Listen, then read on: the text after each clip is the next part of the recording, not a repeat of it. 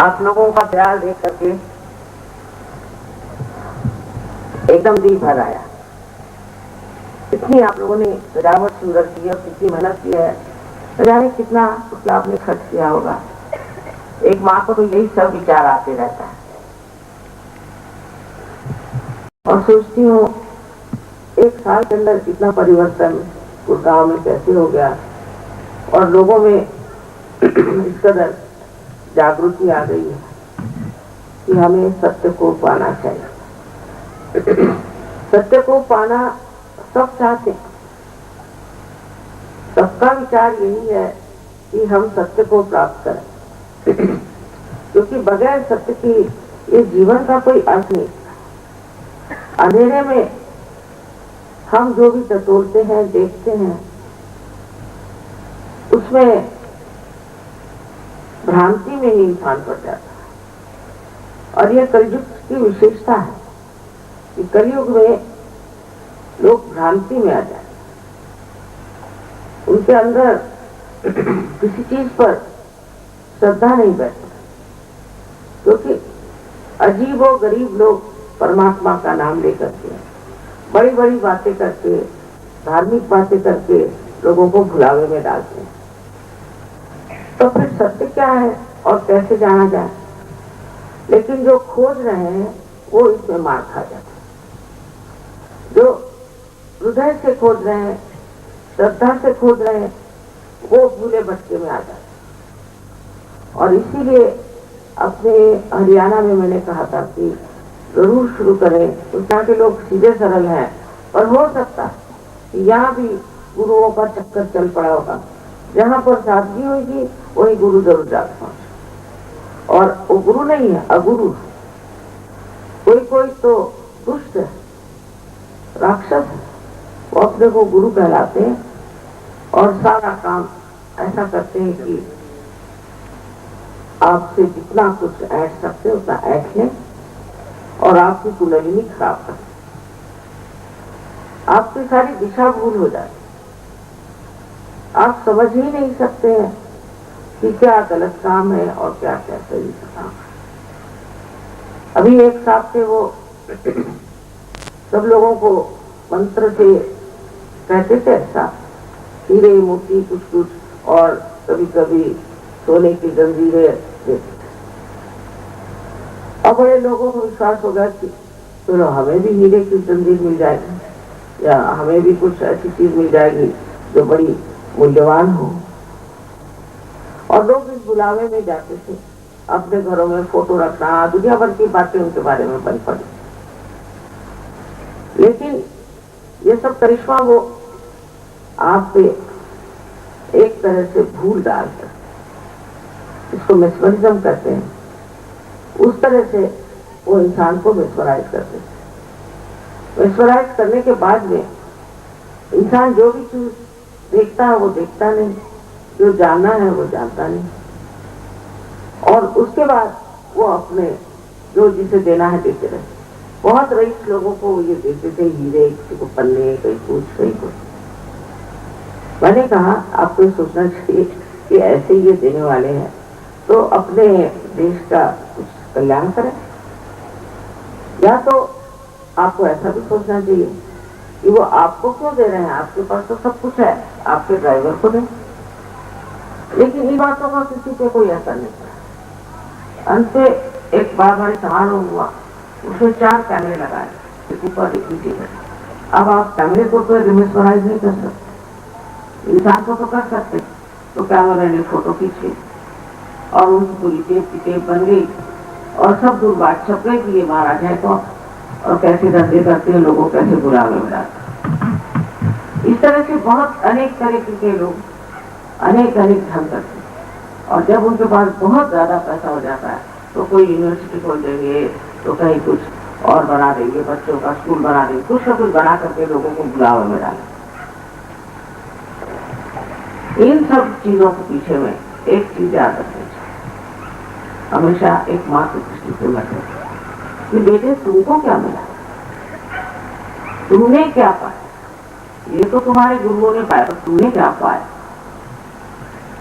बहुत से लोग हैं वो कहते हैं हमें बड़ी शांति मिली, वो कहते हैं हमें बड़ा सुख मिला, ऐसा कुछ है नहीं। ऐसे झूठे बुलावे में मनुष्य बैठा है।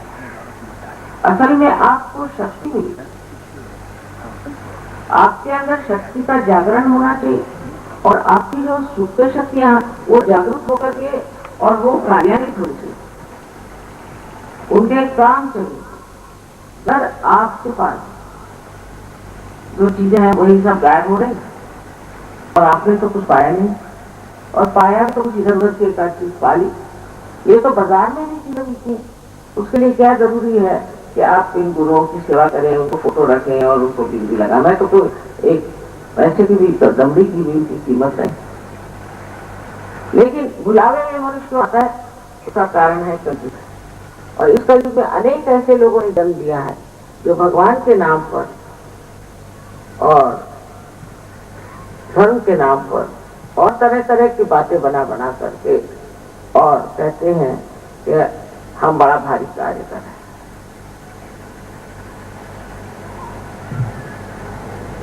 आपके सामने अभी इन्होंने बताया ही है कि हमारे अंदर चक्र कैसे हैं और चक्रों की क्या स्थिति है और किस तरह से कुंडलिनी का जागरण होता है और उससे किस तरह हमारे सब चक्र जो हैं वो प्लावित होते हैं और इसके अलावा किस तरह से उनमें प्रकाश आता है।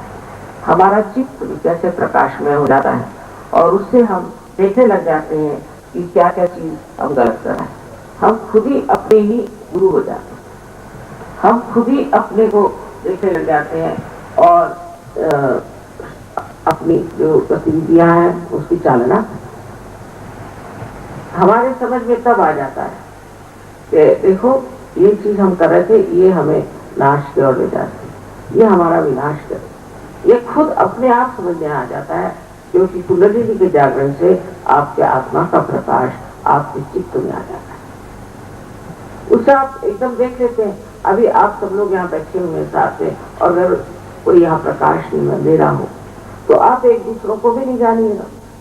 आप जब चलिएगा तो इससे लड़खड़ाइए, उससे लड़खड़ाइएगा या झगड़ा ही खड़ा हो जाए या किसी बच्चे के ही पैर पड़ जाए। यही है कि अज्ञान के अंधकार में इस कलयुग में मनुष्य खो जाता है और उसके खोने का मुख्य कारण यह है कि अभी तक की जो कुछ भी प्रणालियां रही, लोग आकर खड़े हो गए तो उन्होंने अपने अपने तरीके से सब चीज चलाने शुरू कर दी। यही बात हर हमारे व्यवहार में आ गई, प्रांगण में आ गई। अब सब लोग कहते देखिए हमारे जमाने में तो ऐसा नहीं था, आजकल पता नहीं ऐसे कैसे हो रहा है। हमारे जमाने में बात नहीं थी क्योंकि उस जमाने में जो बातें होती थी उसके पीछे में लोगों में एक परमात्मा का भय था। सत्य को तो नहीं पाया था पर परमात्मा का भय था और सोचते थे कि ये हमारे बाप दादाओं ने बताया कि ये गलत बात है, ये पाप है, तुमको ये नहीं करना। लेकिन अब वो भय उठ गया क्योंकि परमात्मा है कि नहीं यही प्रश्न लोगों के सामने खड़ा हुआ है। परमात्मा पे हम विश्वास करें या नहीं करें।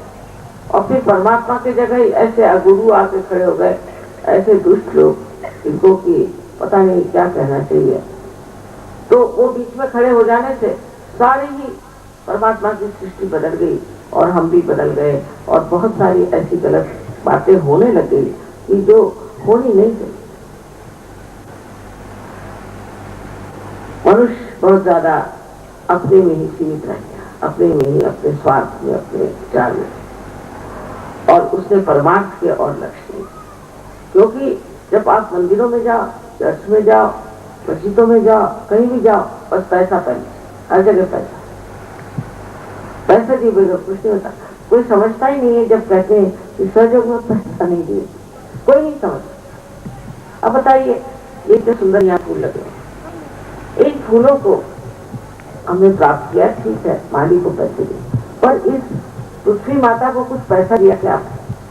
जिसने काम किया उसको आपको कुछ पैसा नहीं दिया क्योंकि वो पैसा समझती नहीं, उसको मालूम नहीं पैसा चीज क्या, उसका कोई मूल्य ही उसके सामने नहीं है कि पैसा कोई बड़ी भारी चीज है या उसको प्राप्त करा दे।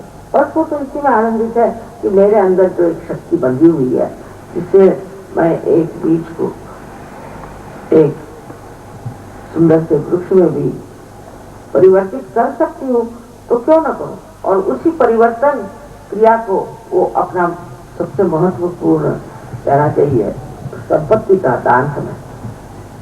इसी प्रकार सहयोग में भी आप जानिए कि ये एक जीवंत क्रिया है, जीवंत क्रिया। वो कैसे घटित होती? कोई पूछेगा कि एक बीज का लगाइए तो उसमें से पौधा कैसे निकल आता है? कोई जवाब नहीं। जो बीज है उसमें भी ये चीज निहित है, उसमें भी ये चीज है, और जो ये जमीन है उसमें भी वही चीज बंधी हुई कि जिससे ये पनपता है।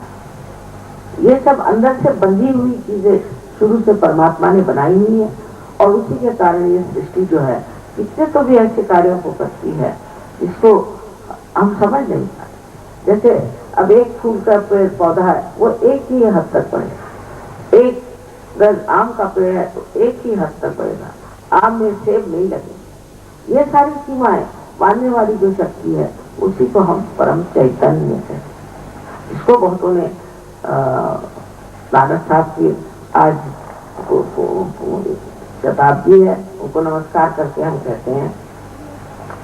उन्होंने कितनी बार इस बात पर कहा, ये जीवंत क्रिया है, इसके लिए काहे जंगल में जाते हो, कहाँ जाते हो, तुम्हारे हृदय में बसे हुए और परमात्मा को प्राप्त करो। उन्होंने खुद ही कहा सहज समाधि लाभो। समाधि माने ये जो उसी दशा हमारे चेतना की है वो सहज होती है।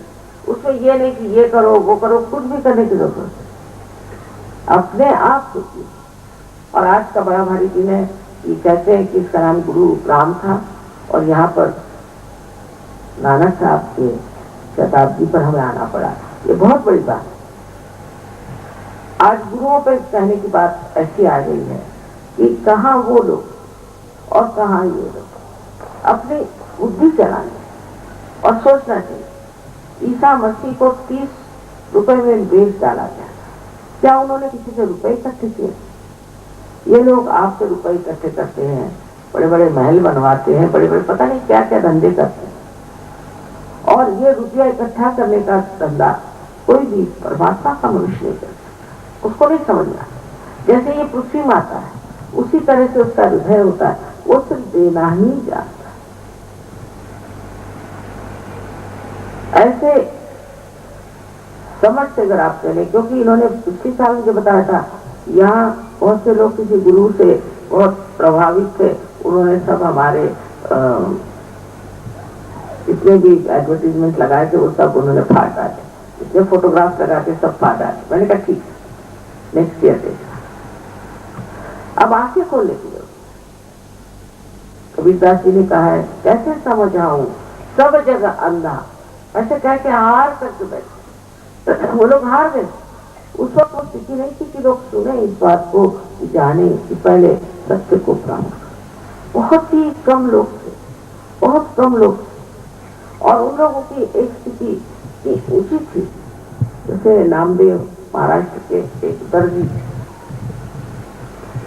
और उनकी एक विशेषता थी कि उनकी जो नौकरानी थी वो भी साध्वी। तो वो फिर पंजाब में आए, तो गुरु नानक साहब ने उनको पहचान लिया, क्योंकि पहचान तो उन्हीं से हो सकती जो स्वयं पहुंचे हुए, इनको प्राप्त हुआ है परमात्मा का आशीर्वाद, जो आत्म साक्षात्कारी, वही आत्म साक्षात्कारी को पहचान। रामदेव एक बार एक गांव में गए, वहां पर एक कुम्हार, मैंने आते आते आपकी कुम्हारवाड़ी देखी तो मुझे उनकी याद आ गई।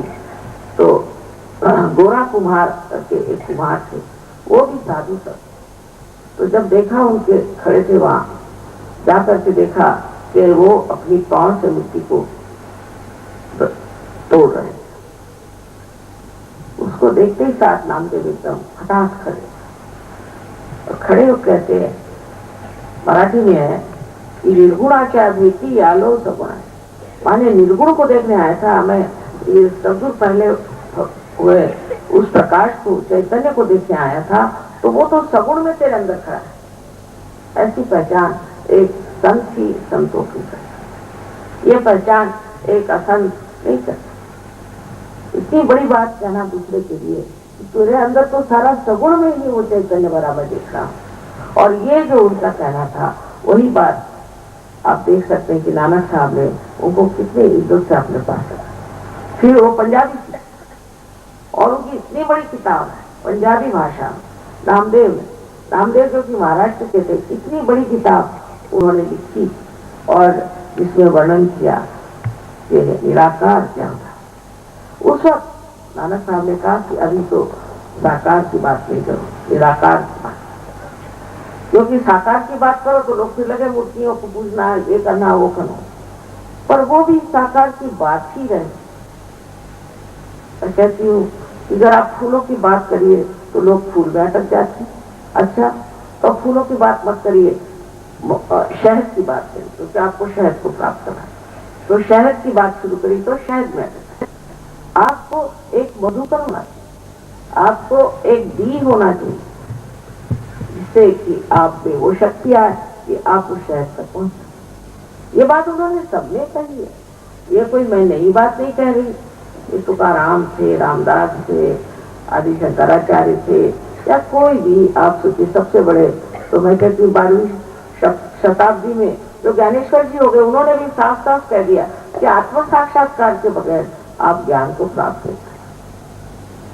गीता में भी उन्होंने सबसे पहले कहा ज्ञान को प्राप्त। अब ज्ञान को प्राप्त करो माने लोगों ने पढ़ना लिखना शुरू कर दिया। पढ़ना लिखना तो कोई भी कर सकता, उससे कोई ज्ञानी तो नहीं होता। कभी तो देखा मैंने, ज्यादा जो लोग पढ़े लिखे होते हैं वो तो इस कदर घमंडी, इस कदर गुस्सैले और अपने को पता नहीं क्या समझने लग जाते। कभी कबीरदास जी ने कहा ना, पढ़ी पढ़ी पंडित मूर्ख भय, कि पढ़ करके वो सोचने लगते हैं हमें बड़े विद्वान है, हम ही ने जैसे कोई गीता लिखी है, हम ही सब रामायण जानते हैं, हम ही सब कुरान जानते हैं। और इसमें एक तरह की जो मद का नशा चल जाता है, उससे आदमी देख भी नहीं सकता कि मैं जिसको कहना हूं ज्ञान, वो ज्ञान नहीं, क्योंकि ज्ञान एक ही चीज जिसमें कि हम अपने नसों पर जान सकते हैं, अपने सेंट्रल नर्वस सिस्टम में ज्ञान को जानना है।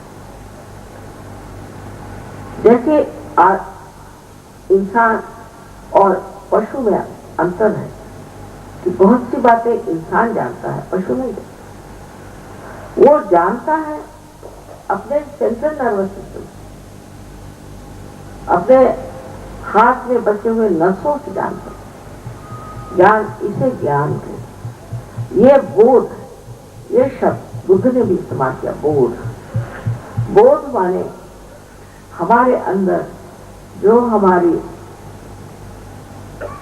यंत्रणा है पूरी बनी हुई, ये हमारे शरीर में जो ब्रेन है और उसकी जो कुछ चीजें हैं, उस सब में इसका ज्ञान होना चाहिए। जैसे अब आप बैठे हैं, आप देख रहे हैं कि यहाँ लाइट चल रही, अभी आप सब देख रहे हैं और सब यही बात जान रहे हैं कि यहाँ लाइट चल रही।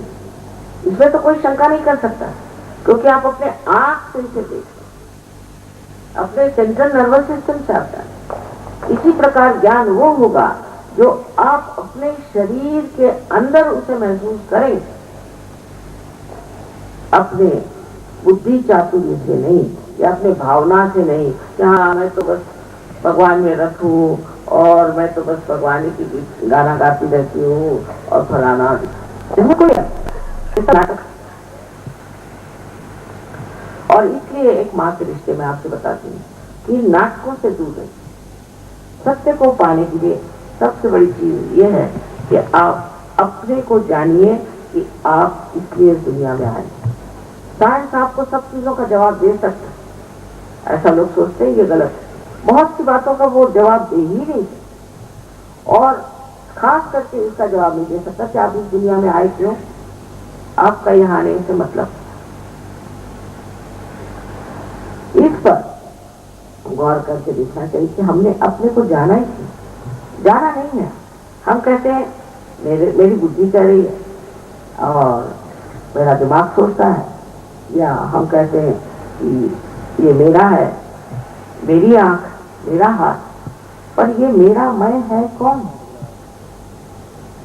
इसको हमने जाना नहीं, ये मैं कौन? यही जानना आत्म साक्षात्कार। और उसके जानने का मतलब बुद्धि पुरस्कार नहीं है कि वो अपने दिमाग से जाना जाएगा, ये बात नहीं। वो आपके नस नस पे जाना जाना, और जब वो इस तरह से जाना जाएगा, वही असल में ज्ञान है।